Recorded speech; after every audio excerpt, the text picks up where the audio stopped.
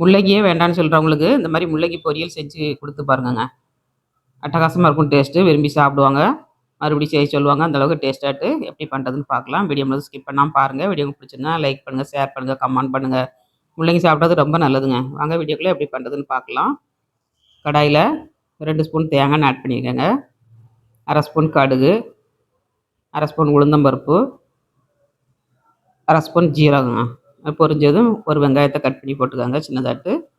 இதை கொஞ்சம் ஃப்ரை பண்ணிக்கோங்க. ரொம்ப வதங்கணும்னு வேண்டாம், கண்ணாடி பதம் வந்தால் போதும். கருவேப்பிலை தலையும் போட்டு ஃப்ரை பண்ணிக்கோங்க. நல்லா ஃப்ரை ஆயிடுச்சு. 3 முள்ளங்கி எடுத்துருக்கோங்க. கழுவி நல்லா பொடிசாட்டு கட் பண்ணி எடுத்துக்கோங்க. தண்ணி எதுவும் ஆட் பண்ணக்கூடாது. நம்ம இந்த எண்ணெயிலே போட்டு வதக்கணுங்க. உப்பு மஞ்சளும் போட்டு கிண்டி கொடுத்து மூடி வச்சு வேக வைங்க.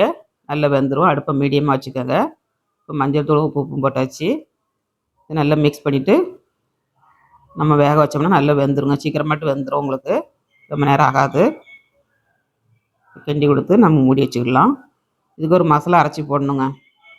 தேங்காய், 2 பச்சை மிளகாய், 1/2 ஸ்பூன் ஜீரகம், 2 பூண்டரிசி, அப்புறமா 2 சின்ன வெங்காயம் எல்லாத்தையும் போட்டு குறப்பாட்டு தண்ணி ஊற்றாமல் குறப்பாக அரைச்சி நம்ம அந்த மாதிரி போட்டோம்னா டேஸ்ட் ரொம்ப நல்லாயிருக்குங்க. முள்ளங்கி வாடையே இருக்காது.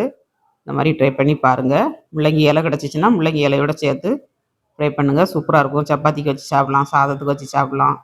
அட்டகாசமாக இருக்குங்க டேஸ்ட்டு. சூப்பரான முள்ளங்கி பொரியல் ரெடி ஆயிடுச்சு. வாங்க சாப்பிட்லாம் எல்லோரும். ஸ்டவ்வோடு சமைக்கும்போது அன்போடு சமைக்கணுங்க. அன்போடு சமைச்சிங்கன்னா சுமாராக இருக்க முள்ளங்கி பொரியல் கூட சூப்பராக இருக்குங்க. வீடியோ பிடிச்சா லைக் பண்ணுங்கள். பாய்.